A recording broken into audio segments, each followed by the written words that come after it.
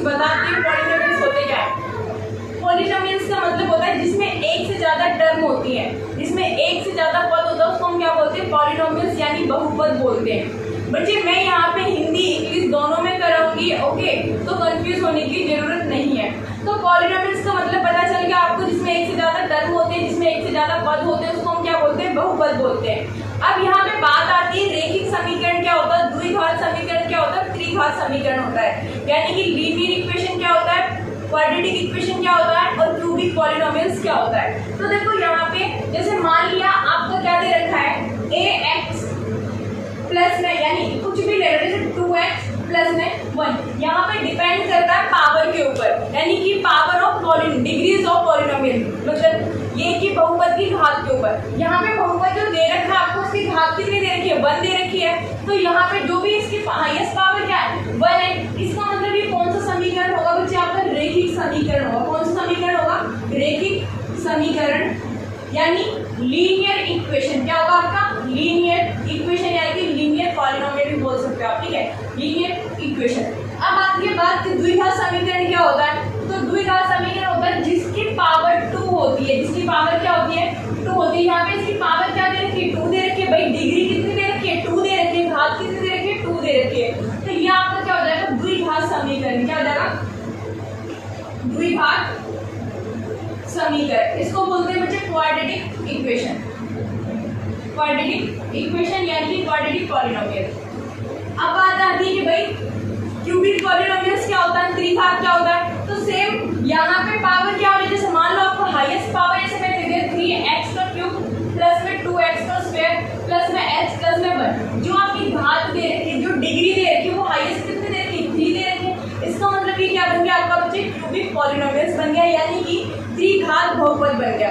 अब यहाँ पे बात आती है कि भाई अल्फा बीटा होते क्या है, शून्य क्या होते हैं। तो देखो यहाँ पे जो अल्फा और बीटा जो गामा दे रखे वो आपके ग्रीक लैंग्वेज से लिए गए वर्ड्स, ग्रीक लैंग्वेज से लिए गए वर्ड है अल्फा बीटा गामा। तो यहाँ पे हम डिस्कस करेंगे शून्य। शून्य होते क्या है, तो हमारे पास एक द्विघात समीकरण होती है, क्या होती है, ax का स्क्वायर प्लस bx प्लस में c। ये क्या होता है बच्चे, आपका द्विघात समीकरण होता है, यानी कि क्वाड्रेटिक इक्वेशन होता है। इसमें हम डिस्कस करेंगे। अब मेरे पास कोई क्वाड्रेटिक इक्वेशन दे रखी है, तो यहाँ पे मैं लेट करके चलती हूँ, मान के चलती हूँ कि मेरे पास 2 शून्य है। कौन कौन से, अल्फा और बीटा। क्या दे रखे हैं, अल्फा और बीटा। आपको दिमाग में बस ये रखना है कि हमें शून्य निकालने, जो हम शून्य लेट करके चलते हैं वो हमारे क्या होते हैं, अल्फा और बीटा होते हैं। अगर आपके पास क्यूबिक पॉलिनोमियल है यानी त्रिघात समीकरण है, तो वहाँ पे आप अल्फा बीटा गामा लेके चलोगे। लेकिन अभी तो मैं आपको किसका बता रही हूँ, द्विघात समीकरण का बता रही हूँ। तो यहाँ पे अल्फा बीटा आपके क्या दे रखे, 2 शून्य दे रखे। तो आपका जो शून्य निकालने का फॉर्मूला होता है वो क्या होता है, कि संख्याओं का योग, यानी कि योग ऑफ शून्यकों का योग। क्या होता है, शून्यकों का योग, यानी सम ऑफ जीरोस। क्या होगा, सम बोला है, तो भाई शून्य क्या लेट करें, अपने अल्फा और बीटा अपने शून्य लेट करें, तो क्या हो जाएगा, अल्फा प्लस में बीटा, ठीक है। और यहाँ पे किसके बराबर होते हैं, -b/a। अब भाई -b/a क्या होता है, जो b होता है वो आपकी किसका मल्टीप्लाई होता है, वो x का गुणांक होता है। किसका गुणांक होता है, x का गुणांक, यानी कि मल्टीपल ऑफ x। जो x के साथ टर्म होती है वो किसका, जो b की वैल्यू होती है वो क्या कहाँ से निकलती है, यहाँ से। जो x का क्या होता है, आपका गुणांक होता है, तो यहाँ पे लिखोगे x का गुणांक, ठीक है। a की वैल्यू कौन सी होती है, जो x स्क्वायर का गुणांक होता है। किसका गुणांक होता है, x स्क्वायर का गुणांक। तो यहाँ लिख दोगे x स्क्वायर का गुणांक, मल्टीपल ऑफ x और मल्टीपल ऑफ x स्क्वायर। तो ये हमारा किसके लिए था, अल्फा प्लस में बीटा माइनस b/a, यानी कि सम ऑफ जीरोस के लिए था। अब भाई मैंने सम तो निकाल लिया, अब मैं क्या निकालूंगी, यहाँ पे इनका प्रोडक्ट निकालूंगी। क्या निकालूंगी, यहाँ पे प्रोडक्ट निकालूंगी। तो प्रोडक्ट एक होता है आपके पास चर और एक होता है अचर, यानी जिसके पास पावर होती है वो क्या होता है, आपका चर होता है। जिसके पास पावर नहीं होती वो आपका क्या होता है, अचर। जैसे यहाँ पे c पे कोई पावर नहीं है ना, c के साथ कोई वेरिएबल भी नहीं है, तो यहाँ पे जो c है वो आपको क्या दे रखा है, अचर दे रखा है। तो जो दूसरा फॉर्मूला बनता है वो आपका, जो दूसरा फॉर्मूला बनेगा वो क्या बनेगा आपका, प्रोडक्ट ऑफ जीरोस। क्या बनेगा, प्रोडक्ट ऑफ जीरोस, ये बनेगा। प्रोडक्ट है यहाँ पे क्या प्रोडक्ट ऑफ जीरोस लिखोगे तो प्रोडक्ट ऑफ जीरोस का मतलब होता है शून्यकों का गुणनफल, शून्यकों का गुणनफल। देखो वहां पे योग बोला था तब आप क्या कर रहे थे, अल्फा और बीटा को प्लस कर रहे थे। यहाँ पे क्या बोला है, गुणनफल बोला है, प्रोडक्ट बोला है, तो यहाँ पे क्या करोगे, मल्टीप्लाई करोगे तो कैसे लिखोगे, अल्फा इंटू बीटा, मल्टीप्लाई होगी ना भाई, अल्फा इंटू बीटा सी अपॉन में ए।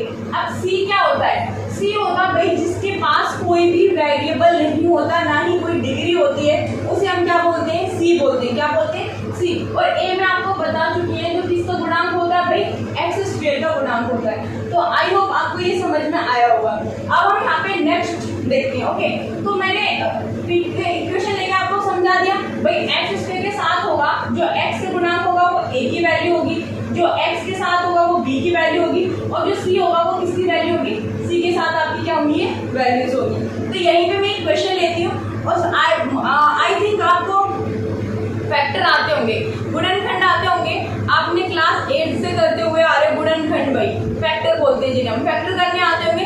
अगर बच्चे आपको फैक्टर नहीं आते हैं तो आप कमेंट बॉक्स में कमेंट कर देना, क्योंकि मैं एक क्लास फैक्टर के ऊपर भी करा दूंगी। यहाँ पे जब आप अल्फा बीटा फाइंड आउट करोगे, शून्य निकालोगे, तो वहाँ पे मेन इंपॉर्टेंट क्या है आपका, फैक्टर। जब तक आपके फैक्टर नहीं बनेंगे तब तक आपके पास अल्फा और बीटा की वैल्यू नहीं निकलेगी। ठीक है, तो क्वेश्चन देखते हैं। क्वेश्चन दे रखा है आपको, जैसे मैंने क्वेश्चन लिया है यहाँ से, एक्स स्क्वायर प्लस में 7x प्लस में 10, ये दे रखा है भाई। ये कौन सा पॉलिनोमियल है, सबसे पहले मुझे ये बताओ कौन सा पॉलिनोमियल है। ये आपका द्विघात समीकरण है, यानी कि क्वाड्रेटिक इक्वेशन है। क्या है, क्वाड्रेटिक इक्वेशन है। तो सबसे पहले आपको करना क्या है, यहाँ से a की वैल्यू देखो, एक्स स्क्वायर है तो एक्स स्क्वायर का जो गुणांक होता है, मल्टीपल ऑफ एक्स स्क्वायर होता है, वो यहाँ पे क्या दे रखा है आपके पास, a होता है। तो यहाँ पे साइड में लिख लो ax का स्क्वायर प्लस में bx प्लस में c, तो एक्स स्क्वायर, यानी कि यहाँ पे 1 है ना इसका गुणांक, तो a की वैल्यू कितनी आ जाएगी, 1। यहाँ पे क्या दे रखा है, 7x दे रखा है x का, तो b की वैल्यू कितनी आ गई आपकी, 7, और c की वैल्यू कितनी आ गई भाई, 10। ये आपने किसकी वैल्यू निकाली, a b c। अब बात आती है भाई कि अल्फा बीटा कहाँ से आएंगे, तो आप क्या करोगे, पहले इसके फैक्टर करो, इसके क्या करो, फैक्टर करो, गुणनखंड करो। तो फैक्टर कैसे करेंगे, देखो ध्यान से समझना, एक्स स्क्वायर प्लस में 7x प्लस में 10, ये दे रखा है ना। फैक्टर करने का क्या तरीका होता है, देखो जो हमारी लास्ट टर्म होती है, जो मेरी फर्स्ट टर्म होती है, हमें जो मिडल टर्म होती है, जो हमारी मध्यम जो बीच वाली टर्म होती है, हम इसकी क्या करते हैं, फैक्टर करते हैं कि भाई प्लस करने पर या माइनस करने पर बीच की टर्म आए, और मल्टीप्लाई करने पर फर्स्ट और सेकंड का क्या है, मल्टीपल आए। तो अगर मैं फर्स्ट और सेकंड की मल्टीप्लाई करूँ भाई, 10 और एक्स स्क्वायर, यानी 10 और एक्स स्क्वायर का मल्टीपल करती हूँ, दोनों ही प्लस के, तो क्या आएगा यहाँ पे 10x का स्क्वायर आएगा, और मेरा प्लस करने पे कितना आना चाहिए, 7x आना चाहिए। प्लस करने पे कितना आना चाहिए, 7x, यानी कि मल्टीप्लाई करने पे आपको क्या लेके आना है, 10x स्क्वायर लेके आना है, और प्लस माइनस करने पे कितना लेके आना है, 7x लेके आना है। तो यहाँ पे बात आती है कि भाई ऐसे फैक्टर क्या होंगे आपके, तो यहाँ पे सिंपल देखो, जो 10 दे रखा है, 10 ले लिया मैंने, 5x और 2x मैंने देखा इसको, ठीक है। तो जब 5 और 2 को मैंने गुणा करा, 5x इंटू में 2x, इन दोनों की मैंने मल्टीप्लाई करी, तो 5 दूनी 10, और x और x की मल्टीप्लाई करी तो क्या आ गया, x का स्क्वायर आ गया। अब यहीं पे मैंने इन दोनों को क्या कर दिया, ऐड कर दिया, तो मैंने इन दोनों को ऐड करा तो मेरे पास क्या आ गया, प्लस का 7x। समझ आया नहीं आया भाई, देखो 10 था, 10 के आपने फैक्टर करे, गुणनखंड करे, तो मल्टीप्लाई करने पे कितना है, 10x का स्क्वायर, जो हमें चाहिए था। यहाँ पे 7x लेके आना, तो प्लस करने पर जो हमने फैक्टर लिए उन्हीं को प्लस करने पे हमारी बीच वाली टर्म आनी चाहिए। तो 5 और 2 कितने हो गए, 7। तो इसके फैक्टर, इस फर्स्ट टर्म को आप एज इट इज ऐसे लिखोगे, प्लस 5x प्लस में 2x, जो आपने फैक्टर लिए थे, और प्लस का 10, यानी फर्स्ट और third term as it is ऐसे ही रहेंगी। चेंज कहाँ पे आएगा, मिडल टर्म में, क्योंकि हमने इसके फैक्टर किए हैं। अब यहाँ पे देखो कॉमन लो इन दोनों में से, इन दोनों में से कॉमन क्या आ सकता है, x कॉमन आएगा, तो मैंने यहाँ से x कॉमन लिया, तो यहाँ पे क्या बचेगा, x, और यहाँ पे क्या बचेगा, 5। अगर आप इसे सॉल्व करोगे, x की मल्टीप्लाई x के साथ करोगे तो x का स्क्वायर आएगा, और x की मल्टीप्लाई 5 के साथ करोगे तो क्या आएगा, 5x आएगा। अब भाई मैंने यहाँ पे, अब ये 2 टर्म बच गई ना, अब यहाँ पे कॉमन देखो क्या भाई, देखो जब भी क्वाड्रेटिक इक्वेशन में आपके पास तीनों ही प्लस में होंगे, तो वहाँ पे माइनस का तो कोई सवाल ही नहीं होता, ठीक है। तो यहाँ पे क्या होगा, प्लस कॉमन लिया, प्लस का 2, तो यहाँ पे क्या आ जाएगा आपका, x प्लस में कितने पे आता है, 5 पे। तो ये जो टर्म दे रखी है, ये आपकी आपकी सेम आनी चाहिए फैक्टर करो। तो फैक्टर क्या बन जाएंगे आपके पास, एक तो आपका x प्लस 5 और दूसरा क्या बन गया आपका भाई x प्लस, ये बन गया आपका फैक्टर। समझ में आया। अब यहाँ से हम वैल्यू निकालेंगे किसकी, अल्फा और बीटा की वैल्यू निकालेंगे, ठीक है। तो x प्लस 5 है ना, तो मैंने क्या करा, x प्लस 5 को 0 के ऊपर रखा, ये प्लस का उधर जाएगा, किस हो जाएगा माइनस, तो यहाँ से x की वैल्यू कितना है, तो यहाँ पे मैंने x की वैल्यू -5 और x की वैल्यू कितनी निकाली, -2 निकाली है भाई। फैक्टर करने आई होप आ गया होगा समझ में। अब मैंने क्या करा भाई, मेरे पास इसमें x की वैल्यू आ गई, x की वैल्यू एक बार -5 -2। अब मैं क्या करती हूँ, इसको इरेज कर देती हूँ, यहाँ पे लिख देती हूँ x की वैल्यू कितनी आई -5 और x की वैल्यू कितनी आई -2, ठीक है। अब यहाँ पे क्या करोगे, लेट करोगे, क्या करोगे, let alpha beta any 2 zeros, क्या मान लिए, 2 जीरोस मान लिया आपने, यानी अल्फा और बीटा आपके क्या दे रखे, कोई 2 शून्याङ्क दे रखे।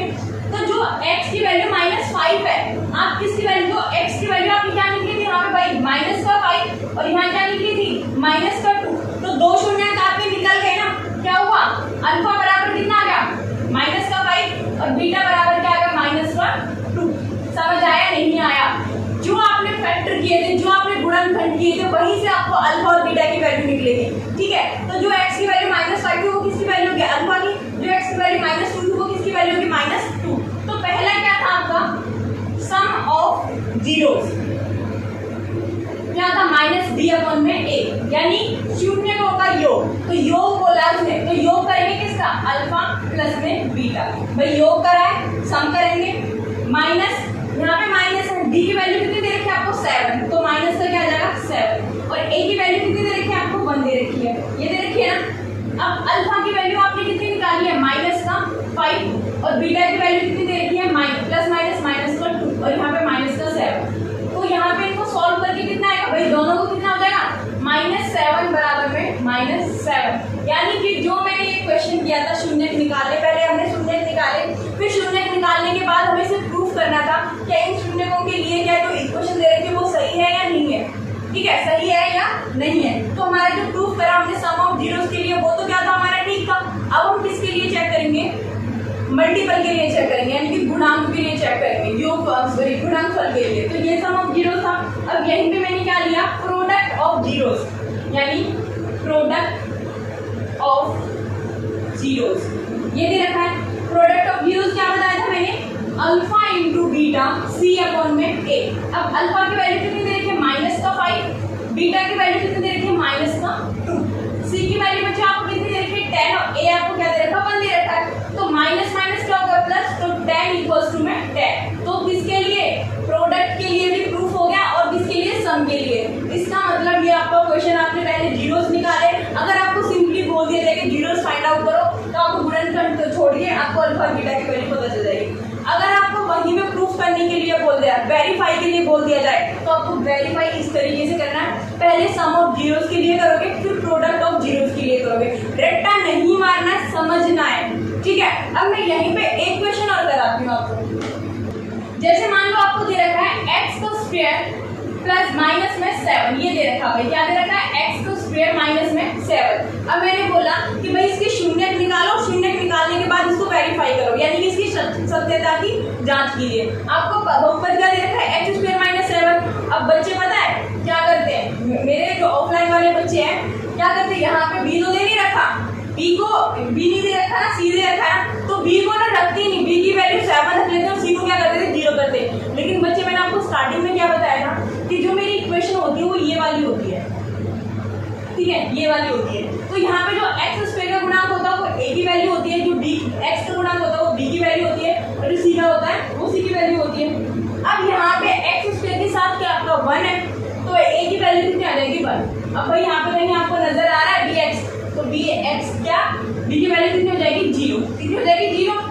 अब आई बात c, तो यहाँ पे c कितना दे रखा है 7, लेकिन किसका दे रखा, माइनस का दे रखा, माइनस का 7। अब बात आई फैक्टर की, फैक्टर कैसे करोगे, तो आपको पता है 7th I think 7th class से आप पढ़ते हुए आ रहे हो कि हम आइडेंटिटी सॉल्व करते हैं, क्या a स्क्वायर माइनस का b स्क्वायर, को हम कैसे लिखते हैं स्प्लिट करके, a प्लस में b, फिर a माइनस में b लिखते हो, a प्लस में b और a माइनस में b बी लिखते होंगे ना, तो यहाँ पे एक्स ए का स्क्वायर माइनस बी का स्क्वायर ले आते हैं। इसको आप कैसे स्प्लिट करते हो? तो यहाँ पे आप क्या करोगे, आपको ए स्क्वायर माइनस में बी स्क्वायर दे रखा, आपने स्प्लिट करके ए प्लस में बी और ए माइनस में बी लिख लिया। तो अगर आप इसको सॉल्व करोगे, जैसे ए मल्टीप्लाई ए माइनस में बी, फिर प्लस का बी लिया, फिर आपने वापस से ए माइनस बी रखा, यानी कि इस एक बार इसके साथ मल्टीप्लाई और एक बार इसके साथ करा, तो ए स्क्वायर माइनस में ए बी प्लस का बी ए और माइनस का बी का स्क्वायर। तो ये आपका कैंसिल आउट हो गया, तो यहाँ से आपकी वैल्यू निकलती है ए स्क्वायर माइनस में बी स्क्वायर, ये निकलती है। तो यहाँ पे वही प्रोसीजर अप्लाई करना है, ठीक है। तो यहाँ पे क्या दे रखा है, एक्स स्क्वायर में माइनस में 7 दे रखा है, तो आप इसे कैसे लिखोगे बच्चे? देखो x square minus 7, x square minus root 7 लिखोगे, क्या लिखोगे? रूट की 7 किसी का स्क्वायर नहीं है, तो यहाँ पे क्या लिखोगे? रूट 7। अब आप इसे लिख सकते हो ना, एक्स का स्क्वायर माइनस रूट 7 का ऐसे, क्योंकि जब आप इसे कैंसिल आउट करोगे तो 7 तो आएगा आपका, तो अब आप इसे किस में लिख सकते हो? एक बार तो प्लस में लिख सकते हो और एक बार किस में लिख सकते हो? माइनस में लिखोगे। किस में लिखोगे? एक बार प्लस में और एक बार माइनस में लिखोगे। अब यहाँ पे भाई अल्फा के लिए यहाँ पे आपके भाई फैक्टर तो ये हो गए, तो यहाँ पे जो अल्फा की वैल्यू निकलेगी, क्या निकलेगी? ये प्लस का है ना, तो उधर जाके किसका हो जाएगा? माइनस का हो जाएगा। बीटा कितना आ जाएगा यहाँ से? ये माइनस उधर जाके किसका हो जाएगा? प्लस का, यानी कि अल्फा की वैल्यू माइनस रूट 7 और बीटा की वैल्यू रूट 7। अब क्या निकालते हैं भाई?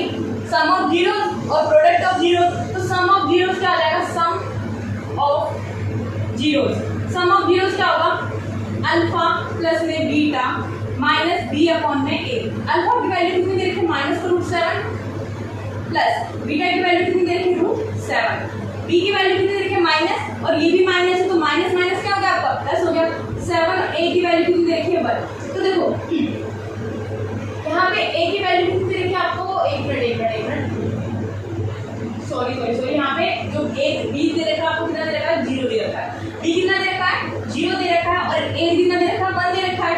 तो ये कैंसिल आउट हो गया, तो 0, यानी कि ये सम ऑफ जीरोस के लिए क्या हो गया? प्रूफ हो गया, यानी वेरीफाई हो गया। अब नेक्स्ट देखो, अब क्या निकालना आपको? प्रोडक्ट ऑफ जीरोस निकालना। क्या निकालना? Product of zero. तो प्रोडक्ट ऑफ जीरोस में क्या करोगे भैया? Product of zeros. Product of zeros में क्या होता है? अल्फा इंटू में बीटा सी अपॉन में ए। अल्फा कितना दे रखा है? माइनस का रूट 7, बीटा कितना दे रखा है? रूट 7, सी की वैल्यू कितनी दे रखी है आपको? 7, माइनस का 7 है, इसका 7 है माइनस का, और ए की वैल्यू कितनी दे रखी है? 1। रूट के अंदर जब संख्या सेम होती है, तो जब पावर सेट होगी 1/2 तो क्या आएगा आपका? 7 ही तो आएगा भाई। तो यहाँ पे क्या लिखोगे? माइनस का 7, और यहाँ पे भी क्या आ जाएगा? माइनस का 7। इसका मतलब प्रोडक्ट ऑफ जीरोस के लिए भी क्या हो चुका है? वेरीफाई हो चुका है। तो मैंने आपको 2 क्वेश्चंस कराए, एक और क्वेश्चन कराती हूँ, उसके बाद बाकी के क्वेश्चंस आपको करने हैं। ओके, अब देखो नेक्स्ट क्वेश्चन, एक क्वेश्चन और देखो, एक क्वेश्चन और है आपका। जैसे मान लो आपने ले लिया 4t और यहाँ पे दे दिया आपको, और जैसे मान लो आप कोई एक क्वेश्चन एक नोटबुक में से करा देती हूँ मैं आपको। बुक का क्वेश्चन ले लेते हैं हम। जैसे मान लो 4u का स्क्वायर प्लस में आपको दे रखा 4u का स्क्वायर प्लस में 8u। क्या दे रखा है? प्लस 4u का स्क्वायर प्लस में 8u, ये दे रखा है ना। अब भाई इसके फैक्टर कैसे करोगे? सबसे पहले बात आती है a और b और c की वैल्यू क्या होगी? तो u स्क्वायर है ना, तो a की वैल्यू कितनी आ गई? 4, b की वैल्यू कितनी आ गई? 8, c है नहीं, तो c की वैल्यू कितनी आ गई? 0 आ गई। ठीक है, अब यहाँ पे फैक्टर कैसे करोगे? यहाँ पे देखो 4 कॉमन ले सकते हो ना 4u, तो मैंने क्या करा? 4u कॉमन ले लिया, तो यहाँ पे क्या बचेगा? u प्लस में 4 दूनी 8, ये बचेगा। फैक्टर बस बचे आपके इतनी बनेंगे ये। अब आपने क्या करा? ये 4u है ना, तो 4u को आप 0 के इक्वल रख दो, ये इधर मल्टीप्लाई में उधर जाके जाएगा, तो क्या हो जाएगा? u की वैल्यू कितनी आ गई?